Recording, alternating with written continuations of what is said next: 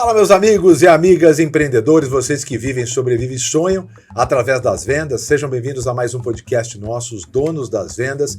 Aqui, de novo, né? A gente sempre tenta trazer aqui, a gente busca, né? A gente não acerta, às vezes não acerta, né? Nós não somos... Eu sou quase perfeito, de acordo com a minha mãe, mas a gente sempre erra de uma vez ou outra, mas a gente sempre tenta buscar pessoas aqui que possam agregar demais, afinal eu sei que o seu tempo vale muito dinheiro. Espero que o que você escute aqui agregue e também possa diminuir a curva de aprendizado dos seus erros no dia a dia. Me acompanhando hoje, nosso CEO, sócio aqui, Gustavo Mota. Valeu, a lenda, Thiagão. A lenda. Muito bom. O cara Se que vendas é emocional, talvez a filosofia nos ajude. Mas né, demais. Se a gente fala sobre fazer perguntas, é a melhor ferramenta de vendas, acho que não tem melhor atividade do que a filosofia para isso, né? Mota está aqui comigo hoje para entrevistar um cara que eu tentei bastante tempo aqui, né? Tentamos encaixar os horários, mas fica em BH agora, tá vindo um pezinho para São Paulo, talvez a gente se encaixe. E eu acabei descobrindo várias coisas que eu não sabia, apesar de seguir ele, mas eu vou falar para você. Ele, professor Denis Xavier, que é autor de best-seller com milhares de livros vendidos, professor associado de filosofia antiga, política e ética da Universidade Federal de Uberlândia, é doutor em História da Filosofia pela Università degli Studi di Macerata, é isso? Mas olha Itália. só, essa pronúncia italiana.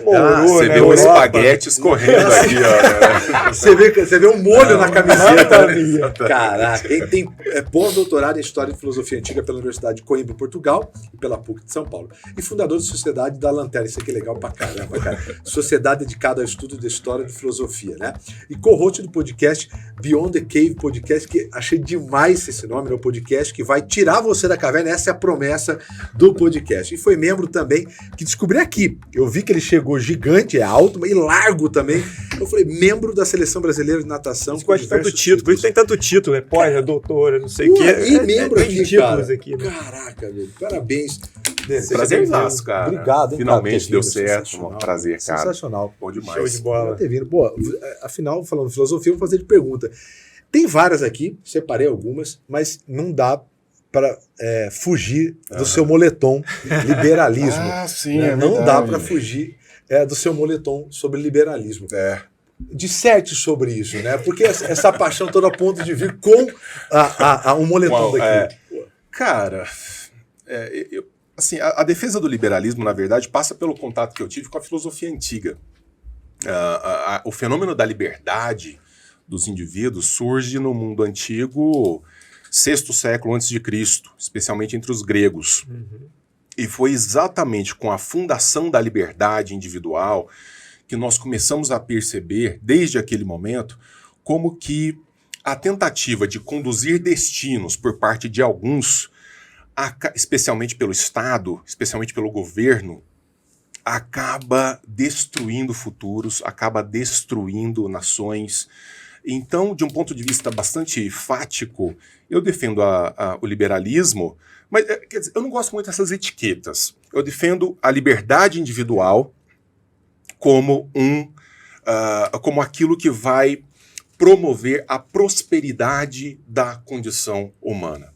Sem isso, com muito Estado em cima, com muito controle em cima, a gente avança pouco, a gente fica submetido a pautas coletivistas. Bom, a história do Brasil é a história de um país que fez tudo o que não deveria fazer na defesa das liberdades individuais. Nós somos um país extremamente fechado, nós somos um país que abraçou a ideia de que o indivíduo deve ser uma espécie de servo de outros e, portanto, para nós, parece muito natural a ideia de nos sacrificarmos por outros, nos colocarmos submetidos aos desejos de outros. Então, cara, isso nunca deu certo, isso nunca vai dar certo. É uma tentativa de repisar o óbvio, basicamente, a minha defesa da liberdade. É uma tentativa de demonstrar como que, historicamente, a gente está condicionado a um modo de ser e que a nossa natureza, sempre que ela for contrariada nos elementos da liberdade, os efeitos vão ser muito ruins.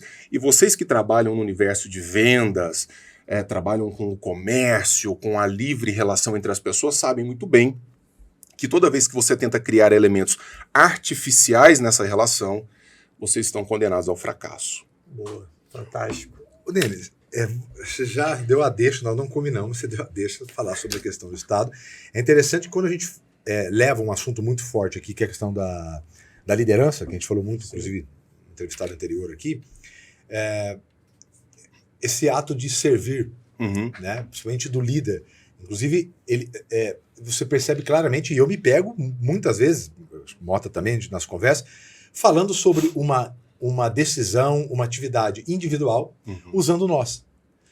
E se referindo a uma atividade, uma execução do indivíduo, e a gente se refere a eles. Sim. A gente tem dificuldade em falar o eu. Eu não e eu gosto acho que, disso. né, acho que o cântico talvez seja. Sim. O cântico seja um livrinho ali que acho que todo mundo deveria ler. Cara, ele descobrindo né, que na verdade é o grande é o eu. Mas rola um preconceito também. Se você fala, eu fiz isso, aí tá querendo botar toda a atenção em você. Tudo tem que ser nós. Tudo. O cara não falou nós em nenhum momento. Cara, eu já recebi 1000 vezes pessoas falando isso, comentando isso. Quando fala muito sobre, não fala sobre nós, quer dizer. E aí vem essa pergunta, que eu quis, que é o que depois explicar um pouquinho da quem é Ayn Rand, né, para o pessoal, mas da questão. Em que momento que é a defesa, né, do individualismo, sim, em que momento ou a linha que fica entre o individualismo e o egoísmo? Entendi. Né? Essa é uma pergunta que, inclusive, eu tenho muito sobre isso, né? Sim. Acredito demais, tanto que nós conversamos muito sobre Ayn Rand, né? Sobre isso, né? De assumir. Eu acho que se cada um assumisse o que deveria fazer, você não precisava que o outro ou ficasse vendo o que o outro faz. Eu costumo responder a isso de uma maneira bastante simplória. Faz sentido para você ter as suas coisas, ter aquilo que você construiu, ter aquilo que faz sentido para você, forçadamente passada a outra pessoa? É justificável você violentar alguém, você violar alguém, a pretexto de promover justiça e igualdade? A mim não parece. Eu não estou dizendo que você não tenha que ser uma pessoa caridosa, eu não estou dizendo que você tenha que ser uma pessoa que pisa nas outras, que humilha as outras, que veja as outras pessoas como uma escada para a sua realização. Não. Um egoísta racional, como vai ensinar Ayn Rand, um egoísta racional vê sempre no outro um fim nele mesmo, nunca um meio, nunca um instrumento de realização dos seus próprios desejos e visões. Mas isso significa o quê? Que eu posso ser bom, que eu posso ser caridoso, desde que isso faça sentido moral para mim. O coletivismo é o grande inimigo na medida em que ele diz assim: só é virtuosa a ação que coloca o outro como fim dessa ação, no sentido de como objetivo da minha ação. Então, se você busca lucro na sua empresa, você é mau. Você está explorando a sua mão de obra. Nós temos um presidente da República que disse exatamente isso, a coisa de poucos dias, que o empresário é empresário porque ele vive da exploração da mão de obra do outro. Então o outro... Mas espera aí. Você, quando pode pactuar livremente interesses, quando você pode estabelecer livremente os seus interesses, e, como resultado disso, todos colhem frutos dos seus objetivos, isso faz o máximo sentido. O que não pode acontecer é você forçar uma situação ou uma visão sobre o outro, explorando a revelia do seu desejo. Então a gente está falando aqui de livre pacto. E, vamos dizer, um instrumento que é mais utilizado para evitar o livre pacto entre as pessoas é o Estado. Ou seja, o Estado ele entra na sua empresa e diz assim: você está prosperando, então eu preciso tirar mais de você para passar para uma outra coisa. Então, ele penaliza a prosperidade. Ora, qual que é a política de incentivos que você tem numa sociedade como essa? Melhor não prosperar. Sim. Você deve conversar com alguém que diz assim: eu prefiro até que a minha empresa nem cresça tanto, porque na medida em que ela cresce, eu estou, na verdade, criando uma série de problemas burocráticos para mim, não quero mexer com isso, eu vou abandonar essa história e vou ficar até aqui. Esse vai ser o meu ponto. O Estado brasileiro está acostumado com uma mentalidade coletivista de punição do outro. O outro tem que ser, vamos dizer, é a era da inveja, né? Na medida em que o outro se torna uma excelência em relação à mediocridade cotidiana, eu tenho que puni-lo, eu tenho que cortar as pernas dele, porque ele está explorando alguém. Eu não estou explorando ninguém. Eu tenho uma relação livre com as pessoas, livremente estabelecida, livre mercado, livre adesão, livre saída. Logo, isso não é uma mentalidade coletivista. Tanto que a Ayn Rand vai dizer, nós precisamos sim de uma mentalidade de comerciante. E a mentalidade do comerciante é o termo que ela utiliza. Ela fala, olha, que é você ter aquilo que você fez por onde merecer. Qual que é o problema nisso? Nenhum problema. Denis, você quer doar 100% do que você ganha para outra pessoa. Ok, livremente. Só que a gente faz as perguntas erradas, a gente faz a pergunta coletivizada, que é o que eu devo fazer pelos outros? Dever? Nada. O que eu posso fazer pelos outros é diferente. Legal. Agora, como é que a gente organiza isso? Que eu acho que um bom ponto que o pessoal discute é, mas aquele cara é ignorante para poder tomar, teoricamente ele não é livre, porque ele é ignorante, ele não tem acesso à informação para saber se ele realmente está fazendo um bom... Se nós partirmos deste pressuposto... então... onde entra essa... Mas a construção é uma mentalidade patriarcal, ou pelo menos controladora, no sentido de ter... Patriarcal no sentido de um Estado pai, sim, ou de uma estrutura governamental que supostamente vai te salvar de você mesmo. Vai te salvar de você mesmo. Você é um incapaz, sim, por isso que você tem políticos dizendo o tempo inteiro, eu vou cuidar do povo. Deixa comigo que eu vou cuidar das pessoas. Há tanto tempo isso funciona. Cara, isso funciona há tanto tempo. 75% das cidades brasileiras, dos municípios brasileiros, tem mais gente vivendo de auxílio do que de trabalho. Que país pode sobreviver assim?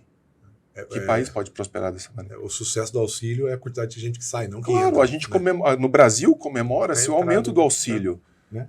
A quantidade de gente que sai dele. Nossa, não a entrada, né? Entende? Então, a mentalidade coletivista é aquela que diz o seguinte... Se a causa da minha ação for o outro, bom. Se a causa da minha ação for eu mesmo, ruim.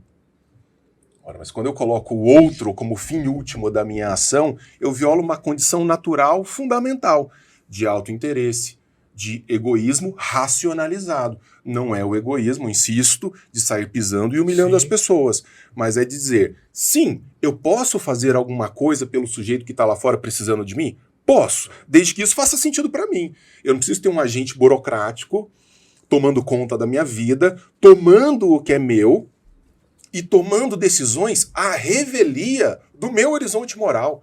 Eu tenho o direito de não financiar os meus antagonistas. O problema é que as estruturas avançaram tanto sobre os indivíduos no Brasil que nós somos, inclusive, forçados a financiar os nossos antagonistas. Por exemplo, os bandidos do Congresso. Exatamente. Um STF politizado, e assim por diante. A Ayn Rand, ela tem uma frase sobre isso, né? Quando os burocratas ganham mais das pessoas que produzem, você tem um problema gigante na sociedade. Claro. Que é justamente o que a gente vê, né? Onde os políticos mais ganham são talvez os países mais pobres.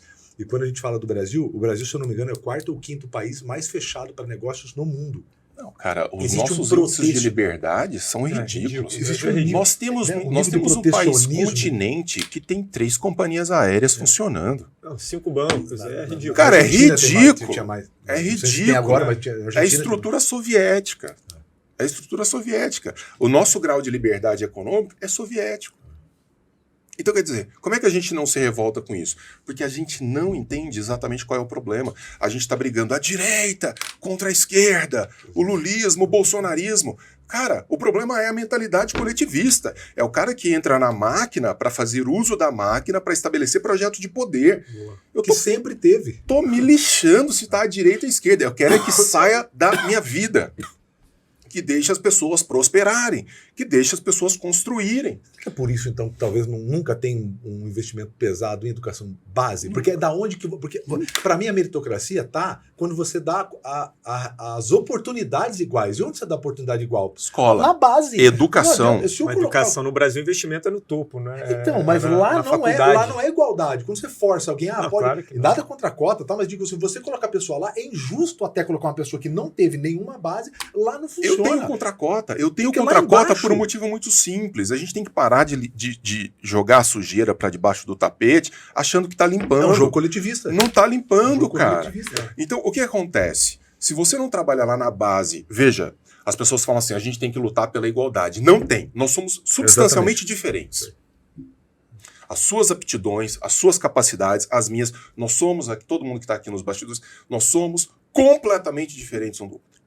E nós temos que responder pelas nossas diferenças que são naturais e que também são construídas numa certa dimensão. Então vamos lá. Eu estou falando de igualdade de possibilidade. Sim. Não de igualdade de resultado. Exatamente. Então eu estou falando o seguinte, o cara que está lá na favela, o cara que está na comunidade fulana, o cara que está numa escola extraordinária, eles têm que ter a igualdade de possibilidade de ascensão. Só que tem um cara que, mesmo tendo essa possibilidade, ele quer ficar a tarde inteira vendo sessão da tarde. E dizer que ele tem que pegar o que é meu para redistribuir, para ele se sentir confortável, é um erro fundamental. Porque, na verdade, o que você está fazendo é o seguinte, pegando quem constrói, quem produz, quem faz e punindo. Falando assim, não, eu vou tirar o que é seu e vou passar para o outro. Não, mas espera aí, ele teve condição de possibilidade como a minha. A igualdade absoluta de condição de possibilidade nunca vai existir. Mas ele teve a chance de romper. O instrumento que mais inviabiliza isso chama-se Estado brasileiro. Coloca seu filho numa escola pública e ele está condenado. Na média. Ele está condenado. Perfeito. A cada R$4 que a classe D coloca no Estado, volta 1 para ela na forma de investimento público. Tenha santa paciência. O cara é roubado em 3. Na verdade, ele é roubado em 4, né? Mas ele é roubado pelo menos em 3 para 4. E eu quero o Estado fazendo as coisas para mim. É um senso de protecionismo. Cara, né? é uma destruição. Uma terceirização. É uma destruição. Então eu preciso desse cara com condição de possibilidade na base. E daí, se ele quiser se construir com base em empenho, estudo, etc. O indivíduo. Agora não, você criou, na verdade, na escola brasileira, bom, 70% dos brasileiros são analfabetos e analfabetos funcionais. Sem dúvida. É só Uma colocar das uma maiores- legenda. Você é a favor de tirar o investimento da universidade e trazer para a educação básica? Eu sou a favor. Eu sou a favor. A universidade brasileira, eu sei que assim pode soar como uma frase talvez de retórica, mas não é não. Eu sou da universidade. A universidade brasileira, com exceções que confirmam, eu sou um acadêmico, com exceções que confirmam a regra, ela acabou. Não, eu digo mais até por investimento mesmo. Então, se você quer investir, aposta lá na base. Porque Aposta você lá vai na dar base, condição porque aí você coloca... de largada, né? Mas daí, você não adianta só colocar dinheiro.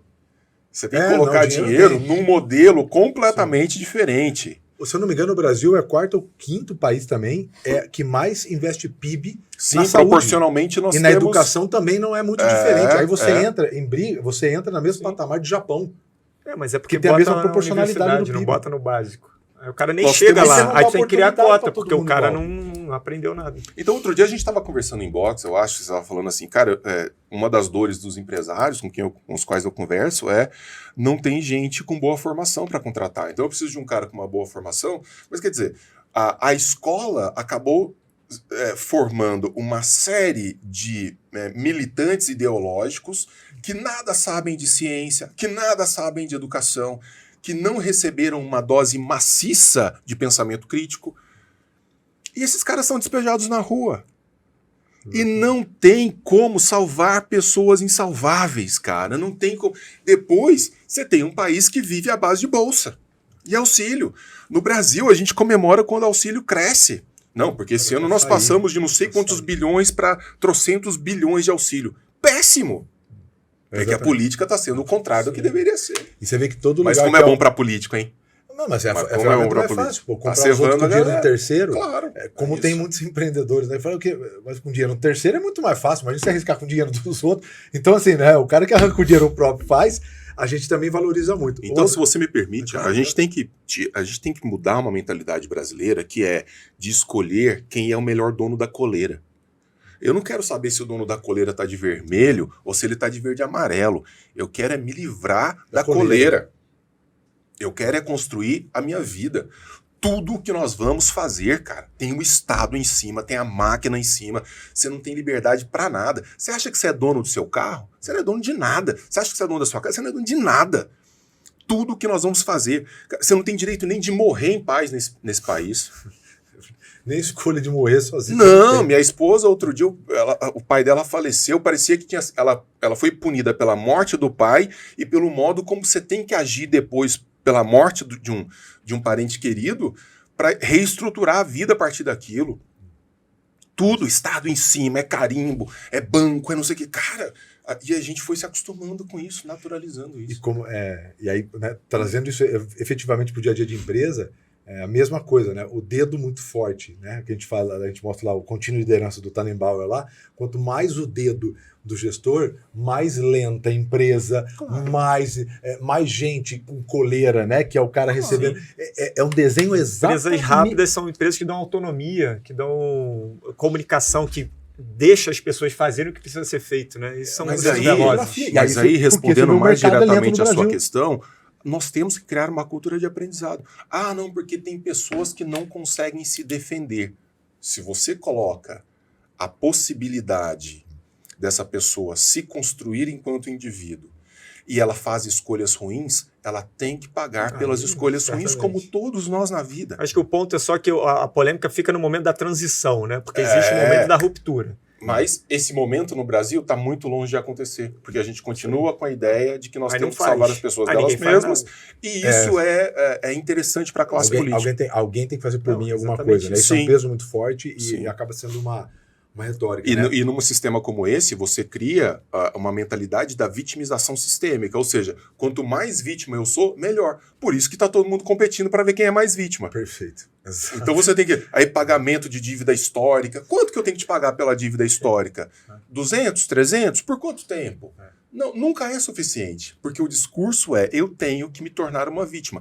Você está criando uma geração adoentada da cabeça porque ela tem que ser derrotada. O sucesso é ruim, a beleza é ruim, a construção é ruim, o lucro é ruim. Nesse sentido, você coloca o dono da empresa e o bandido como duas pessoas péssimas, porque só pensam em si. Se o que o bandido faz é ruim, né, e quem toma a frente... É uma civilização, é uma sociedade que bate no empresário, que bate... Eu falei ontem, no podcast que eu estava gravando, que né, se a pessoa quer tomar só a cerveja de terça e quinta dela, e só, não tem nenhum problema, é um individual, é uma escolha dela.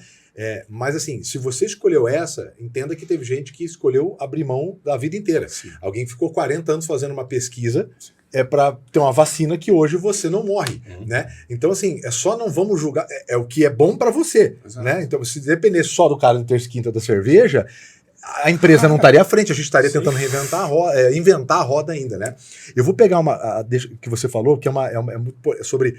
Tá, bacana, mas vamos levar para o que a pessoa não tem condição. Então, se a pessoa não tem condição, ela é uma incapaz, eu vou fazer por ela, né? É uma dúvida minha, eu vou jogar aqui, que a gente está falando da questão, não existe, acho que a liberdade, né? Ela, assim, não existe ética onde não tem liberdade. Não existe, né? Porque a capacidade de escolha de não usar. Existe fraternidade, quando a fraternidade é forçada. Exatamente. Você tem que ser fraterno. Onde existe uma obrigação, onde falta a liberdade, né? E aí, eu acho uma frase que eu anotei aqui, que eu pedi para a Gita trazer, foi que o Bush, que veio de uma família muito pobre, que estava aqui, né? Ele falou assim, né? Quando eu era pobre, não sei o que, sonhava, na minha família, as pessoas até podavam. E aí ele falou uma frase que eu anotei: quando você é pobre, o sonho é devaneio. É total. Gostei muito da frase. E por que eu notei isso aqui? Porque o Mota fez essa pontuação, eu falei, cara, casou. Em que momento, é uma pergunta mesmo aqui, porque assim, em geral, né, a pessoa não tem a capacidade, e aí você olhando para as lutas de classe, não para a luta de classe, mas olhando para as lutas de classe, em geral, quem lidera a luta de classe não faz parte da classe defendida. Ou sai dela muito rapidamente. Você percebeu? Que se você pegar historicamente, quem defende a luta de classe não faz parte, ou nunca vivenciou a classe defendida. E aí vem um questionamento. Até onde é um aproveitamento, até onde isso não faz sentido, até onde tem que vir de fora alguém porque a própria classe defendida não tem força, enfim. assim, um belo questionamento, porque eu tava olhando a história, eu gosto, né, de ler bastante disso, eu falei, caramba, mas todo mundo que faz uma luta, começa uma luta de classe, ele não é da classe que ele começou a luta. Eu sou um amante das evidências. Eu não gosto de falar nada de orelhada. Eu acho que é muito. Se a gente não é capaz de fazer perguntas céticas, perguntas sérias diante daquilo que as pessoas falam pra gente, a gente nunca vai construir um conhecimento seguro. Então, diante do meu líder religioso, diante do meu líder político, diante do que a minha esposa fala, diante do que os meus colegas de trabalho falam, eu tenho que ser capaz de fazer perguntas céticas. É isso mesmo? Por que as coisas são assim? Por que as coisas não podem ser diferentes? Por que eu não posso tomar um outro caminho eventualmente mais eficaz? Tem um grande estudioso chamado Thomas Sowell, é um cara que hoje está com 90 e poucos anos, uma das maiores mentes vivas, um economista, que ele diz o seguinte, olha, quando você observa os grupos sociais que mais sofreram no curso da história, o que você observa no processo de ascensão, de construção desse grupo, para que ele saia de uma condição ruim para uma condição melhor? Isso aconteceu com asiáticos, isso aconteceu com parte dos africanos e tantos outros povos. Primeiro, uma ausência de liderança de um chefe condutor da massa. Porque quando você tem um chefe condutor da massa, o que você tem, na verdade, é o desejo específico desse sujeito, conduzindo todo um grupo que precisa se identificar com ele, e aquele sujeito que não se identifica com ele, com o que ele diz ser verdade, tem que ser expurgado do grupo, tem que ser retirado do grupo.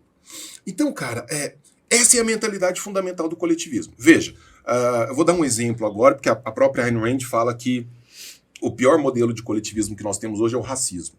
É a luta dos negros, né? O racismo é o pior, vamos dizer, é a pior manifestação do coletivismo. Significa o quê? Um grupo que combate o racismo, ele tem que ser homogêneo. Qualquer negro que diga assim, olha, o racismo existe, isso é uma realidade, mas eu não concordo com esse tipo de combate que vocês estão fazendo. É imediatamente negro de alma branca, imediatamente alguém que tem que ser retirado, tem que ser expurgado do grupo. Então, você tem que construir uma identidade homogênea, mas quem determina essa identidade homogênea? Um líder. Alguém que diz o que deve ou não ser feito. Ou 2 ou 3 pessoas, ou um grupo, ou um líder, e assim por diante. Quando os grupos de sucesso conseguem romper, eles não têm essa liderança. É cada um brigando pelo seu próprio espaço, é cada um se formando, cuidando da própria família, etc, etc. Criando pequenos nichos ali, né? E o outro elemento é exatamente trabalho associado à educação. Trabalho associado à educação. Qual que é a melhor maneira? Então, não adianta construir discurso vitimista. Não adianta cota. Não adianta você fazer favores. Você precisa deixar essas pessoas livres para construir. Então, tirar os obstáculos. Se a gente já consegue tirar os obstáculos, essas pessoas começam a construir com educação e com trabalho. Essas são as evidências. Essas são as evidências.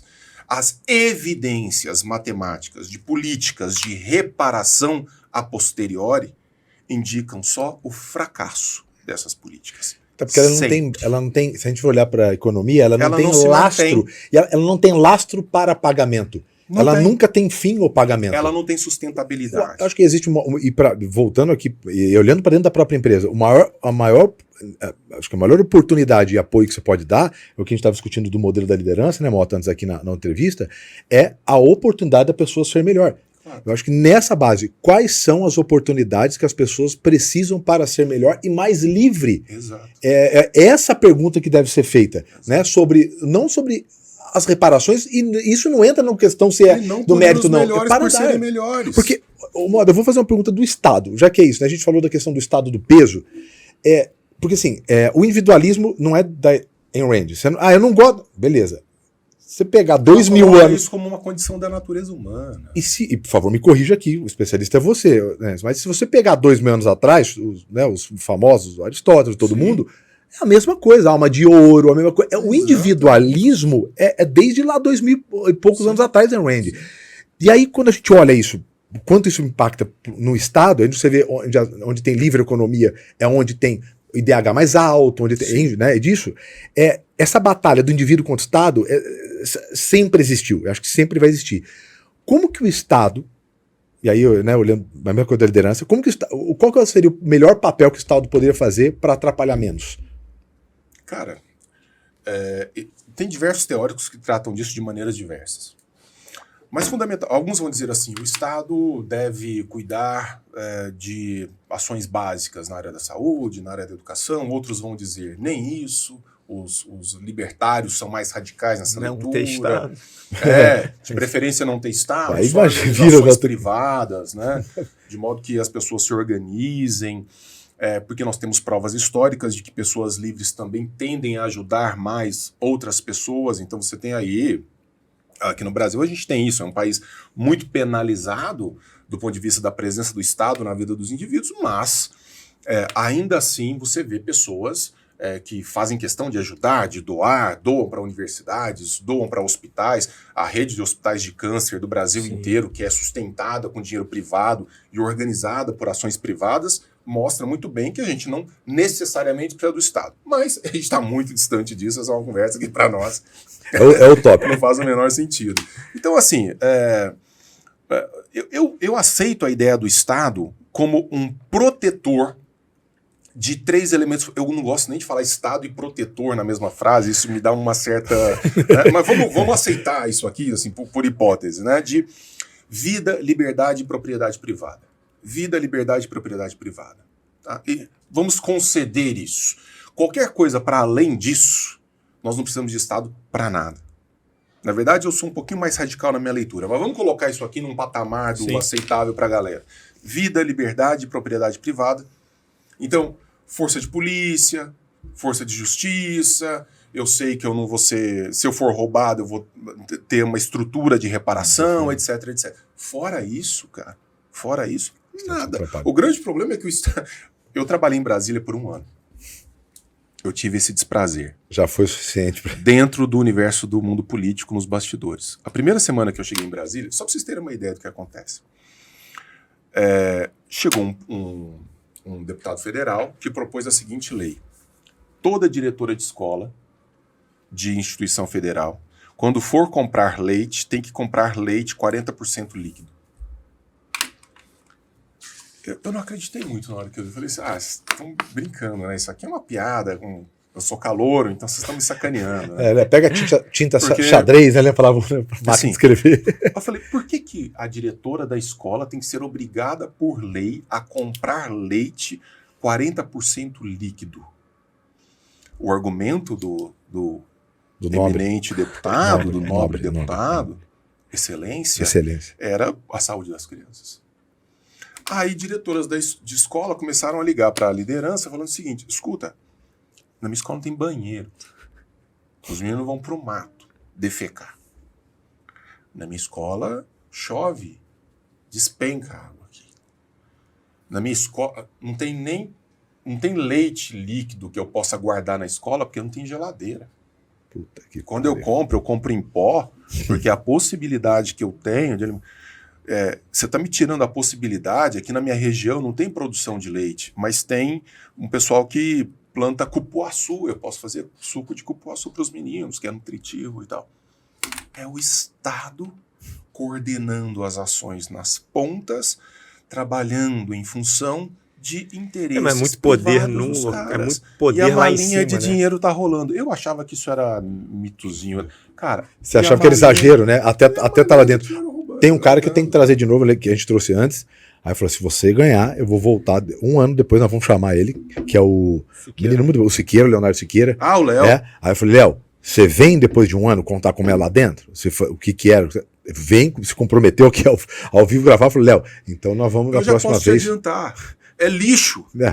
É lixo puro. Tô vendo pelas... Agora, o que precisa fazer? Esses caras precisam sobreviver de alguma maneira no luxo e nos seus interesses privados. E eles fazem o quê? Usam toda a estrutura pública que avançou sobre nós para tomar conta. Agora eu tenho aqui uma filosofia. Eu vou citar e vou passar para você só para não perder a pauta. É o que trouxe aqui nossos instintos mais primitivos à tona.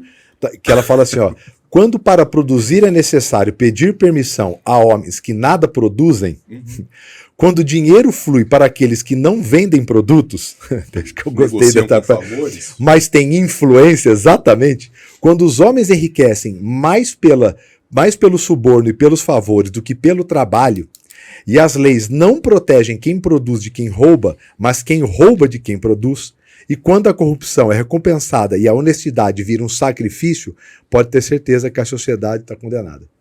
Veja a história da nossa CLT. A CLT é um documento fascista. E quando eu falo que é um documento fascista, eu não estou exagerando. Ele tem origem no fascismo de Benito Mussolini, as leis do trabalho do Brasil. As leis do trabalho do Brasil são feitas para afastar o empreendedor, para punir, para impedir o cara de ser contratado.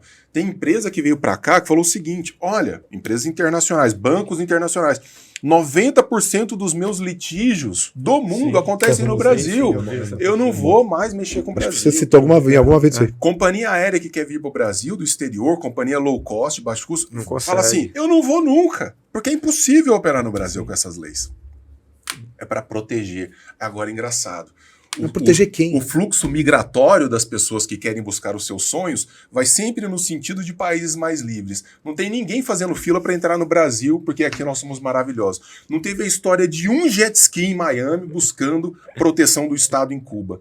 Mas o que tem de gente que junta em balsa, num mar de tubarão, para tentar a liberdade, a vida livre. Cara, é bizarro ter que explicar o óbvio. É bizarro. E até mesmo, não vou nem pegar a Cuba, vou pegar o próprio. A quantidade de gente que vai pro México para rodar para lá, morre, né, quebra as pernas pulando do muro, como a gente teve um caso lá que chegou a conhecer. É aquela frasezinha de internet. Quando caiu o muro, pergunta pro seu professor de história para onde os caras correram, velho.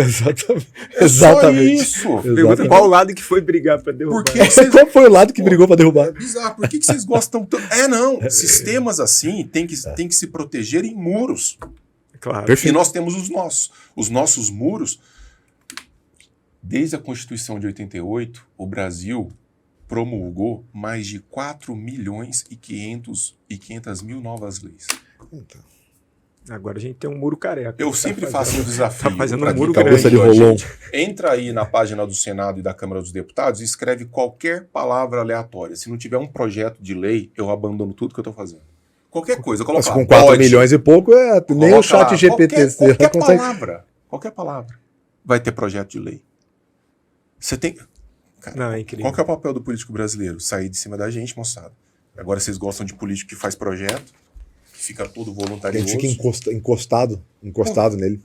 É complicado. Ô, Denis, deixa eu te fazer uma pergunta mais filosófica ainda, porque você disse que é ruim quando tem uma liderança, né, que acaba juntando as pessoas. Uma empresa, ela tem um líder, por natureza. Sim. E existe tem um estudo sobre o viés de reunião, que se a gente colocar 5 pessoas aqui, vai ficar...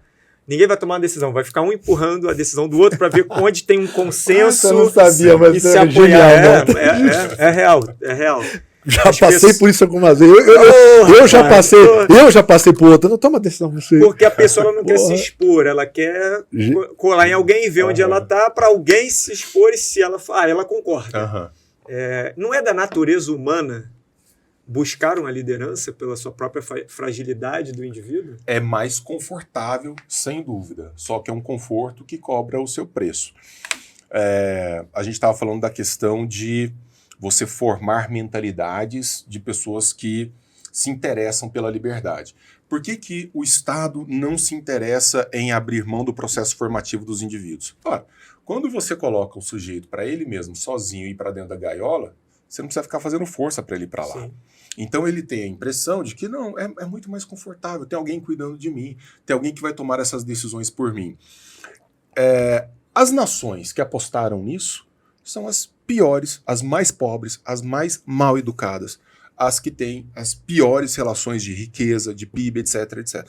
O Brasil é um país pobre, é um país fechado, é um país com índices educacionais ridículos, porque fez a opção pelo conforto e pela tutela. Então, eu não tenho problema. Eu tenho uma frase que todo sofrimento para idiota é pouco. Eu não tenho problema em você sofrer. Eu já tive um tempo que eu falava assim, será que as pessoas não vão acordar para isso? Será que as pessoas não vão mudar? Cara, mas tem que sofrer. Tem que sofrer. Eu entro em São Paulo, eu vejo a quantidade de pobreza, de ausência do básico, de sofrimento, porque isso numa metrópole como São Paulo fica mais eviscerado, né? Está em todo lugar, mas fica ali é o volume, né? Aparente, o volume. Aí, cara, a gente vai perdendo um pouco essa coisa messiânica de tentar salvar as pessoas delas mesmas, entende? Falar assim, cara, se você continua fazendo escolhas ruins e não é capaz de perceber, mesmo com um fluxo enorme de informações, qual é a causa do problema, a regra que vale para você vale para mim. Quando eu tomo decisões ruins, eu tenho que pagar pelas minhas decisões ruins. Eu vou pagar pelas decisões ruins. A vida já não é justa a gente tomando boas decisões. Imagina eu tomando decisões ruins. Então, imagina os outros tomando decisões por você ainda. É que talvez seja o terceiro pior cenário, exatamente, Mota. Completamente despreparada. Completamente despreparada. Hoje no Brasil, você tem aí aproximadamente 95% dos brasileiros são absolutamente ignorantes em termos de ciência. E aí você tem uma classe voluntariosa dizendo como você deve conduzir a sua vida, o que você deve fazer. Então, eu entendo que as pessoas queiram encostar na posição do outro, na decisão do fulano, do cicrano. Eu entendo. Quando vem a fatura, não é justo reclamar. Sim. Não é justo reclamar. Nós estamos pagando a nossa fatura. Eu escuto discursos no mundo político, no mundo empresarial, coisa dos anos 60, coisa dos anos 70. O Milton Friedman, uma vez, que é um grande liberal da escola de Chicago, foi à Casa Branca e falou na cara de um grupo de empresários, falou assim, vocês também são o problema. Na medida em que vocês não estão tentando se livrar do Estado, mas obter favores do Estado. É isso aí. O empresário brasileiro, em larga medida, é lobista. Em larga medida, é lobista. O cara não quer livre mercado, ele não quer competir com os adversários, não. Ele vai lá, conversa com o deputado, conversa com o senador e fala assim, ó, eu produzo isso daqui, me arruma um favorzinho, tá, a gente baixa a sua critica o funcionário, mas vai atrás do... Virou uma coxa de retalhos. É isso aí. O sistema tributário brasileiro é uma coxa de retalhos também por culpa da classe empresarial. Sem dúvida nenhuma. Porque é gente querendo favores para gente querendo favorecer. A negociação é justa até que a negociação seja com você. Não, e aí... Né? Aí ela é justa... Não, peraí. Não, mas aí a gente é amigo. Você não quer livre mercado, você não quer competição, você não quer menos Estado, você só quer um Estado a seu favor. É muito diferente. Do mesmo jeito, exatamente. Do mesmo jeito que talvez com o cara lá que quer R$30 do bolso de alguma coisa... O do empresário também, ele quer se encostar lá no outro desenho. Mas isso é muito doido, né? Porque até as próprias coisas que a gente fala assim, o Brasil criou o Simples. Cara, uma puta ferramenta que achata as pessoas para não crescer, né? Ele segura para não... Cria as coisas para deixar você pequeno. Eu lembro da tristeza da minha mãe como professora quando ganhou aumento. Porque ela saiu de... Passou R$34 do negócio. É igual um modelo de remuneração... que incentiva o vendedor a vender menos. Claro. Você pega o cara que faz mais cesta no time e diminui o salário dele. E diminui o salário dele. Se fizer mais ele tá fazendo mais. Só 12. Se fizer 13, você perde 2 pontos. E aí você pensa de verdade que esses caras estão fazendo cálculos científicos para determinar isso. É na orelhada, meu irmão. É na coxada. Se fizer cálculos, a conta não coloca, né? A conta não fecha. É no coletivismo mesmo, junto assim. O que seria legal? Total. E aí você entende que para essa galera é fundamental você ter uma sociedade vitimizada, desprotegida. Mas como é que a gente foge disso? Como é que a gente resolve isso? Só educação, só mentalidade. Não tem bala de prata, tá? Não vai melhorar nos próximos 50 anos. Não vai. Porque a gente não conseguiu sequer estancar o problema. Não tem histórico nenhum. Não tem. Não é nem falta de perspectiva. É que você tenta procurar qualquer lugar a história que uma mentalidade, uma massa crítica que entenda o seguinte: eu preciso construir um mundo anticoletivizado que privilegie o egoísmo virtuoso, o egoísmo racional, que entenda que pessoas são diferentes e que pessoas vão fazer usos diversos das suas oportunidades. Trabalha no universo da oportunidade, nunca da igualdade de resultado. Você mata o seu estado, você mata o seu país, você mata a sua empresa. Sim. Você baixa o sarrafo da média para que o de baixo fique... Esse é o... Claro. Você fica carregando aquele cara que você tinha que ter demitido há 3, 4, 5 anos porque ele estava com você no começo da empresa. Você fica segurando esse cara. Vê se faz sentido, porque para mim, né, a briga sempre é de diminuir a desigualdade. Eu acho que o problema, e aí eu quero... O problema não está na desigualdade. Nunca teve. Porque assim, porque assim, eu acredito, se você diminui Levanta. muito a desigualdade, o que produz um pouquinho, por que eu vou ter que estudar 8 anos para ser um médico se o médico ganha a mesma coisa que eu que bato prego? Mas o problema nunca é desigualdade, porque não importa a mas base. Isso é uma defesa. Isso é uma defesa gigante. Não, a desigualdade desigualdade... é absurdo, porque não importa a distância daqui para cá, o importa é que aqui tá baixo. Mas esse tem que levantar, se o outro É a tá na pobreza, estrada, não é a defesa, desigualdade. é É a velha tese. É a pobreza, não é a desigualdade. Isso O aí é problema. uma miopia, Não é combater a pobreza. E como é que você combate a pobreza? Mais liberdade. Mais liberdade econômica, mais liberdade de empreendimento, mais escola de qualidade, mais boa formação. O cara vai ter uma formação técnica para ser capaz de entrar numa empresa e responder. Então, é engraçado, cara. Eu dou sempre o exemplo que eu acho que eu já falei isso aqui em outro podcast, que o Rony da Reserva, né, da marca de roupa Reserva, ele foi no Nordeste, ele falou, cara, vou fazer uma ação social, vou pegar parte da receita da reserva e vou destinar para construir escolas. Quando ele foi visitar o interior do Nordeste, o pessoal falou, cara, escola? Faz escola não, dá comida, porque as pessoas não têm nem o que comer para poder ir em uma escola. Sim. E aí eu fui diretor de processos seletivos pra isso. da universidade e eu fiz alguns estudos depois de um vestibular. Como é que é a frase ali que você tinha colocado? Quando você é pobre, o sonho é devaneio. Isso é a maior verdade do mundo. A classe mais baixa, os mais pobres, eles sequer, em família, cogitam ingresso numa universidade pública, por exemplo. Isso não faz parte do horizonte deles. A gente organizou visita, e aí os meninos entraram, conheceram a universidade. Os meninos falaram, mas a gente pode entrar na universidade? Olha isso. A gente pode entrar lá? Não faz parte do horizonte. Então, se a média da sua vida são aquelas pessoas que te cercam, se você está cercado pela mediocridade, pela vitimização e pela dependência, isso faz assim, ó. Isso progride, é progressão geométrica, avança muito rapidamente. Só que tem uma coisa boa nessa história. Se você começa a estabelecer graus de excelência na convivência desses meninos, isso também avança em velocidade. Só que aí é o que eu estou dizendo. Nós precisamos ter um diagnóstico correto da doença, porque senão a gente vai sempre trabalhar dando remédio para tirar a febre, mas nunca combatendo a causa da febre. E aí a gente constrói Brasis, assim. A gente constrói Brasis. Países de grande potencial, mas que nunca deixam de ser o país da esperança. É sempre aquela... não, um dia vai nascer. O gigante acordou. Mas tomando as mesmas decisões. O decisões. gigante acordou. Uma vez eu fui dar... Com o mesmo barulho, com o mesmo alarme. Acordou com o mesmo alarme. Uma vez eu fui fazer palestra com o Sami Dami.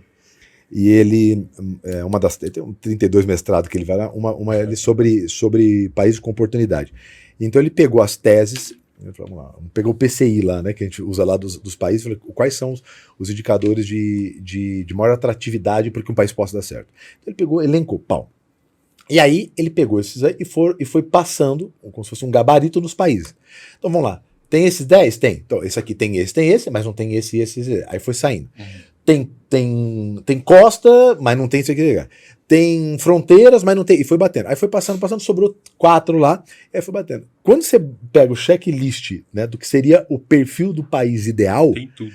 O Brasil tem praticamente, sei lá, acho que 9 de 10 é o único. Aí é muito legal que ele vai tirando, ele vai apagando no mapa, ele pegou o mapa e vai apagando os países. Foi muito legal a apresentação. Quando você pega o checklist do país ideal, o Brasil tem fronteiras, tem temperaturas, tem altura, e aí tem a praia, você tem riqueza dentro, você tem volume de pessoas, você tem... E aí, no desenho, então assim, é realmente dentro do perfil o agora, ideal. E outra, vamos deixar isso bem claro aqui. É a culpa de um povo, tá? Esse negócio de falar assim, não, porque a culpa é dos políticos, como se esses caras tivessem vindo de Júpiter. Não, é uma mentalidade de um povo que se retroalimenta nessa história. Então, não existe... culpa nem no voto, viu? Porque o voto ninguém vota certo. Que vota certo? Tudo que já não fez cagado com votação, com negócio. Você usa o voto ali, mas não é o voto. O voto é um instrumento final ali, né? Exatamente. É a mentalidade de um povo. Grandes pensadores que já votaram, né? Você pega... O próprio sistema não permite você votar em quem você quiser, não permite a pessoa que quer ser candidato ser candidato. Então, é isso mesmo. E aí volta acaba sendo o final do funil. Você não tem muita escolha. E não tem bala de prata. O negócio é trabalho de uma mudança que vai demorar um bom tempo. Porque o projeto para a gente chegar a esse momento é um projeto de longo fôlego também. A gente não chegou aqui ontem, né? A gente não chegou nessa situação ontem. E isso se deve à abstenção dos nossos bisavós, dos nossos avós, dos nossos pais, que deixaram a condição chegar a esse ponto. Se a gente for deixar também, e daqui os nossos filhos, os nossos netos vão pagando essa conta. Então, causa e efeito, meu amigo. Não tem outra coisa. Acho que tem causa pouco e efeito. Incômodo ainda, acho que tem pouco desconforto. Eu falo, ainda, de vez em quando, a gente tem que pensar. Grandes tragédias, às vezes, são interessantes para promover uma certa mudança. Então, às vezes, a gente precisa. Todo sofrimento para idiota é pouco, deixa sofrer. De repente, alguém, uma hora, acorda e fala assim. Cara, isso aqui não tá funcionando. Isso aqui o caminho não é esse aqui. Não adianta explicar. E eu não lembro de que é a frase, mas inclusive eu uso, mas eu não lembro de onde eu peguei, que fala, né? Como é que você muda, né? Quando a dor de viver é maior que o medo de mudar. Ou o incômodo de mudar. Então, assim, quando viver com aquilo tivesse, né, ou você faz porque você é inteligente, fala, cara, peraí. Eu aprendi que ali dá choque, então eu não vou lá e colocar o dedo, né? Mas a hora que você tá com o dedo na tomada, você não aguenta mais o choque, aí você fala, pô, cara, agora eu vou sair de vez daqui, né? Então quando a dor de viver com aquilo for maior do que o desconforto da mudança, as pessoas mudam. E a gente que atua na rede social, eu recebo muita coisa assim, não, porque eu queria tanto fazer tal coisa, eu queria tanto ser diferente. Queria nada, cara. É mentira, velho. Você queria não mudar nada, o desejo não muda nada, eu queria o que muda é o inconformismo. Que, mano, é ser fitness, você gosta de pizza, você gosta de lasanha, você não consegue de boteco, ganhar a luta contra o pudim. Gostar. Não vai. Não vai. Eu queria mudar, queria nada, você não faz nada. Eu não consigo vencer a luta contra Negroni. Se entrega, abraça. Eu tenho 1,90 de altura e um negócio de 15 centímetros. Te destrói. Me vence. Eu olho, ele fala comigo, eu falo. Eu falo com tem olho, você já viu? Tem um olhinho. Ele fica. Pisca, ele bem bonito, pisca assim devagarzinho. Ele fala, então. Pô, eu falo, cara, mas é isso. Mas é porque eu falo que o desejo, ele não gera nenhuma alteração em nada. O que gera é o inconformismo. Eu brigo aqui, qual que é a frase, né? Eu falei que o que move o mundo não é o amor, é o ódio. É a minha frase aqui dentro do... Tá usando essa esse ano com força. Não, eu tô usando porque assim, hora que bate, hora que você não aceita... Você levanta e vai, filho. Você começa a fazer. É por isso que eu tô falando de egoísmo racional. Por isso que a gente qualifica o egoísmo racional. O egoísmo irracional é o egoísmo que você vai atropelando todo mundo. O racional não, cara. É o que calcula o resultado, é o que vai atrás, é o que constrói. E é o que agrega em última instância. Eu preciso dos outros junto comigo para construir coisas grandes. Boa. Mas eu não tenho que ficar fazendo isso como se eu estivesse fazendo um favor para o outro, carregando malas, nem nada disso. Assim. Ou você está na nave para subir comigo ou não. Sei. Boa. Eu tenho uma última pergunta aqui para a gente fechar com chave de ouro e deixar o nosso convidado numa situação talvez delicada. Nossa Senhora. Mas? Por que não é você, Denis, que está na caverna? Não, eu acredito estar na caverna. Eu acredito estar na caverna. Estamos falando da caverna, cara. A condição... Não, a condição do filósofo é a coisa mais linda do mundo. Filosofia, na acepção da palavra, é amor pela sabedoria. Isso só pode amar aquilo que você não tem. Todo amor é platônico. Todo amor é platônico, no sentido de não posse. Então, por que você acorda todo dia e faz o que você faz? Para obter o que você não tem. É o que te move, é o que te movimenta. No dia em que você... Isso serve para relações pessoais, serve para relações empresariais, serve para tudo. No dia em que você pensa, eu não luto por essa caneta, porque essa caneta é minha. Eu ponho ela no bolso. Isso aí eu não amo essa caneta. Essa caneta, se eu perder, ter, não ter, para mim faz a menor diferença. Tá? Então ela não é objeto do meu amor. O objeto do meu amor é aquilo que não é meu, não é posse. Tá? Eu não detenho. Um cara chamado Pitágoras de Samos inventou a palavra, ao que parece, filosofia, para dizer assim, eu não sou sábio, eu não sei, eu sou um amante do saber, eu sou um filósofos, como aquele que não detém o saber, mas que o busca. Então, se você me colocar geograficamente com relação à caverna, eu vou dizer, eu estou dentro da caverna, buscando todos os dias sair dela. É o que me move, né? O que me faz acordar todo dia. Fantástico. E também dizem, né, que Pitágoras inventou a palavra matemática também, né? Também essa é outra. Sim, sim. Ainda que se tenha pouca coisa de Pitágoras, né? Você tem morreu queimado com ele nada, quase tudo, né? Como o mundo da filosofia antiga é um mundo bastante, vamos dizer, ele traz uma série de dúvidas pela própria distância histórica. A gente está falando de pensadores de 26 séculos atrás, né? E eu não consigo sair desses caras. Acabei de publicar esse livro sobre Platão, vou deixar para vocês. Pô, que legal. Então, assim, não tem como sair dos caras. Tudo isso que a gente está fazendo hoje, as raízes estão lá, os pensamentos mais belos estão lá, negócio. E aí, para finalizar só, né? Como é desafiador questionar. Eu falo muito sobre nas nossas reuniões, nas minhas lives, né? Como são duras quando nós fazemos nossas reuniões de sócios. Por quê? Porque toda ideia que é levada lá, ela é questionada pelos outros e todas as ideias são para o bem maior que a empresa. Então, olha só, imagina se você leva uma ideia que não é para o bem do grupo, né? Aí você é espancado lá. Mas assim, o ato de questionar é muito complexo, né? E aí não é só de agora, né? Todos esses que foram citados, inclusive aqui, né? O Pitágoras era chamado de bruxo porque ele conseguia meio que calcular ali quando ia ter... Sócrates morreu por isso. Praticamente por todos. Perguntar. Então assim, corajoso daquele que questiona, pergunta, não o chato. Céticas. Não chato. Não, eu não acredito nisso. Qual é a sua base? Tá lá o Carlos com uma lata de Skol. É o terraplanista. É o terraplanista. É o terraplanista, exatamente, acaba lá. Então, assim, né, tem a sua base, questione, né, com o objetivo de melhorar. Não, até para ser idiota tem limite. Né? Então, exatamente. Não dá. Então, assim, é de um certo padrão para cima, né, de qualidade de pergunta. Fechou? Pô, velho. Tem mais 300 aqui, ó. Excelente. Obrigado. Excelente. Gente boa, a gente traz depois de volta aí pra trazer. Porque sempre tem 2, 3, 4 mil anos o mesmo assunto e sempre é atual, né? Volta pra ele. Para a galera que está em casa e quiser conhecer um pouco mais como o Sales Club, não só os donos das vendas, a gente aqui pode ajudar você, a sua empresa a crescer. A gente faz todo mês, né, Tiagão?